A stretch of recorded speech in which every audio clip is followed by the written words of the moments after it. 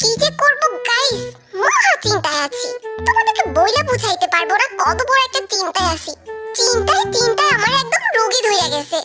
কি আর বলবো গাইস, এখন তো খাইলেও খিদা লাগে না, ঘুমাইলে চোখে দেখি না, শুয়ে থাকলে হাঁটতে পারি না। কি একটা রোগী ধরছে আমারই।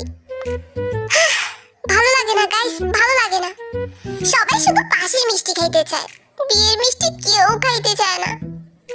গাইস, যদি পড়তে বসে ফোন টিপি, আম্মু এসে বলবে এবার যদি রেজাল্ট খারাপ হয় মানুষের বাসায় কাজে লাগাই দিব, অথচ এইটা বলে না রেজাল্ট খারাপ হইলে তোর বিয়ে দিয়ে দিব। ভালো লাগে না গাইস, ভালো লাগে না। টিচার হইতে পাড়া প্রতিবেশী রিলেটিভরা সবাই জিজ্ঞেস করবে তুমি কি হইতে চাও মামুনি, ডাক্তার, ইঞ্জিনিয়ার, টিচার, ব্লা ব্লা ব্লা। কিন্তু এইটা জিজ্ঞেস করে না তুমি কি বউ হইতে চাও। কেন কেন রে, জিজ্ঞেস করলে একটু কি হয়। কি আর বলবো গাইস, দুঃখের কথা। দুঃখে জীবনটা টানা টানা হয়ে যাইতেছে। রাস্তায় নামলে প্রেমিকের অভাব নাই, সবাই শুধু প্রেমের প্রস্তাব দেয়। বলি কেন রে ভাই, তোকে বিয়ের প্রস্তাব দিতে হাগু টাইট হয়ে যায়।